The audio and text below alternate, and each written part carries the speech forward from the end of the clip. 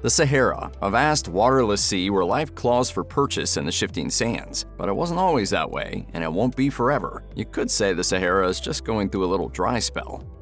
To understand why such a big chunk of northern Africa is currently a dry, sandy wasteland, you have to look at the bigger picture. Bear with us for a second. So the Earth's a big ball that spins on its axis as it revolves around the sun. That's how you get your days and nights. That axis is tilted, which is how you get your seasons. Basic stuff, we know, but the point is that everything is governed by a cycle. Since the Earth's axis isn't perfect, it wobbles, which causes another cycle, the precession of the equinoxes. Thanks partly to the gravitational tugs from the other planets in the solar system, every 25,000 years or so the planet completes one of these cycles, slowly but surely changing the surface of the world, including seasons, regional climates, weather patterns, and, you guessed it, deserts. One specific change that happens in the cycle of precession is a shift in African monsoons to bring more rain into the area where the Sahara now lies. This change is regular enough that scientists can observe it in geological records and match those against hypothetical climate models. So what would that look like?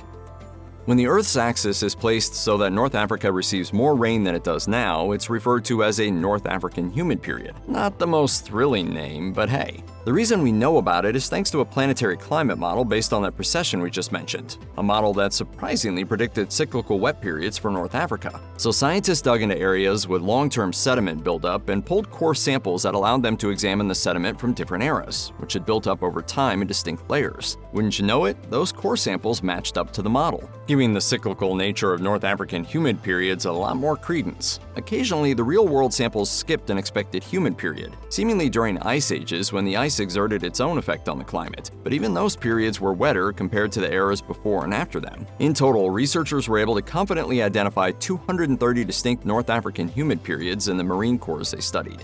What's most surprising is that these humid periods seem to happen when the axis tilt makes North Africa hotter, not cooler. Why would turning up the heat on a desert make it greener and wetter? Again, you have to widen the view of the climate model for that. The added heat creates low air pressure that pulls in the wet ocean air, allowing North Africa to be irrigated by those life-giving seasonal monsoon rains. In that past, these rains were enough to maintain a number of lakes in North Africa that have long since dried up.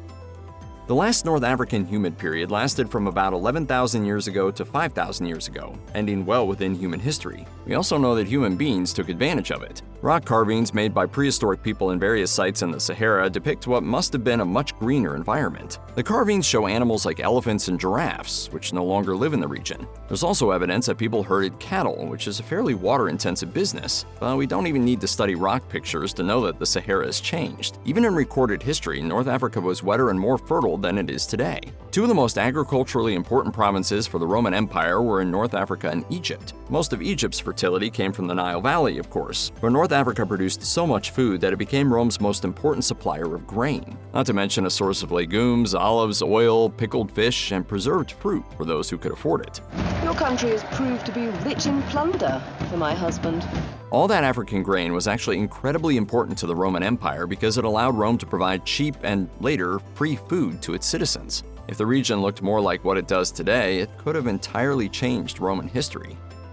Even though prehistoric people were able to herd cattle in the Sahara region and North African grain fed Rome for centuries, most of recorded human history has seen the Sahara Desert expand. This is due both to the precessionary cycle and to continental drift, which is slowly pulling Africa northward and affecting its rainfall. Deserts are more common in subtropics, and all this motion is pulling more land into that subtropical sweet spot. And as with almost every other natural cycle on Earth, climate change is caused by human activity or further disrupting the pattern. Even if so far, most of the Sahara's expansion can be attributed to natural cycles. How much growth are we talking about? Since 1920, the Sahara has expanded by about 10%. Over the past century, the desert has advanced over 500 kilometers to the north across Libya, drying out a country that wasn't always the mostly desert state it is today.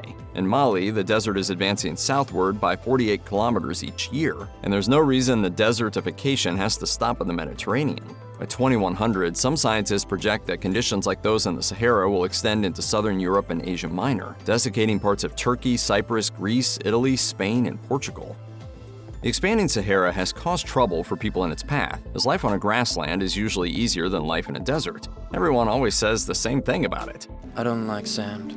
But look, jokes aside, this expansion is leading to serious problems that are no laughing matter. One of the major casualties of the expanding deserts is Lake Chad, a basin which has provided life for societies for over 2,500 years and is still an important water source for millions of people today. Lake Chad is getting smaller and smaller, and now its bed only covers about a tenth of the area it did in the 1960s. This reduction is threatening the livelihood and water resources of the people who use it on a massive scale. And that has left 25 million people short of food and jobs and exposed to conflicts. Humans have confronted desertification in this region before, of course, given that societies that lived in the last wet Sahara left traces of themselves. When it started to dry up, they moved, with some groups probably contributing to the development of Egypt and other societies on the reliable Nile, while others migrated south, bringing their animal-herding lifestyles with them to the rest of the continent. Whatever the modern equivalent of all that is, it may need to happen quickly. Over 10 million people in the Lake Chad basin already need humanitarian assistance just to survive.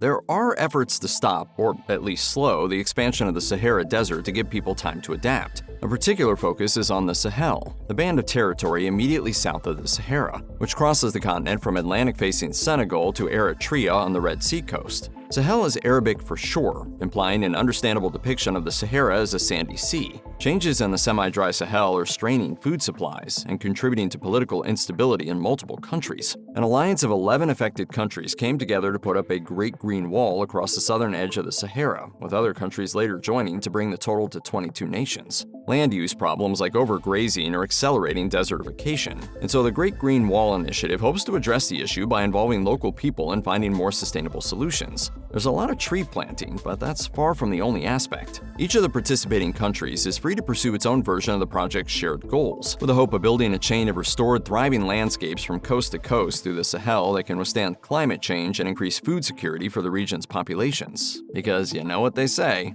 There's nothing in the desert. No man needs nothing.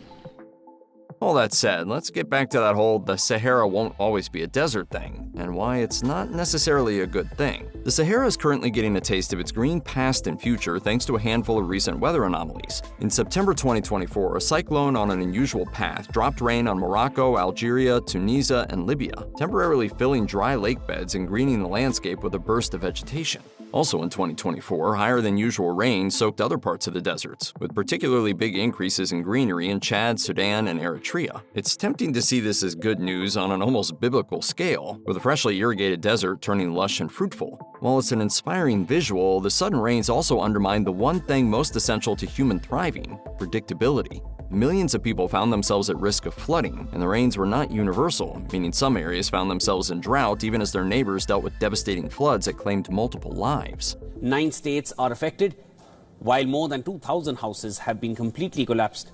While some of the unusual rainfall had to do with the regular and expected El Niño and La Niña cycle in the Pacific Ocean, climate change also played a role. As the planet heats, the expected latitudes where rain will develop are more likely to shift away from the equator, dumping precipitation on parched but unprepared parts of the world. One silver lining of this effect is that tropical waves may start coming off the African coast further north, limiting their chances to become hurricanes. One thing is certain: if there remains a recognizable Earth, the Sahara will become green again. During its last green period, the vast expanse we know as the Queen of Deserts was home to hippos and elephants as well as human societies. And no matter what damage we do to the planet, its slow and mighty cycles will bring the rain back to this part of Africa. Without greenhouse gases, this transition back to a green Sahara would occur sometime between 12,000 and 13,000. There's no real way to predict what our current high emissions timeline would do to this estimate, though green Saharas seem to have occurred during previous periods of high atmospheric carbon levels. Scientists think the last Sahara transition happened quickly as climate shifts go, with the last wet Sahara drying out over the span of about 200 years. That's long compared to a human lifetime, but incredibly short in the grand scheme of things. If any human beings remain in the long-distant future, they may, over the course of 2 or 3 long lives, witness the natural miracle of the desert bursting into life. What happens to the Sahara happens to us all. Because it's so big and dusty, the Sahara has major effects on the climate around the globe. Some people may not remember the major Sahara dust storm of 2020, but dust from the Sahara crossed the Atlantic in such quantities that it irritated lungs and prettied up sunsets in Florida. Saharan dust also helps make the soil of the Amazon rainforest more fertile. Dust in the atmosphere affects the amount and distribution of incoming radiation from the sun, as well as alter cloud formation and rainfall. Saharan dust also has complicated effects on the formation of tropical cyclones. Sometimes it makes them more likely to occur, while other times it tamps them down. We already know that variations in the Sahara's landscape can have noticeable effects on the amount of North African dust floating around. Places with more vegetation send less dust up into the atmosphere. If most of that sand was held in place by vegetation, the changes would ripple across the globe.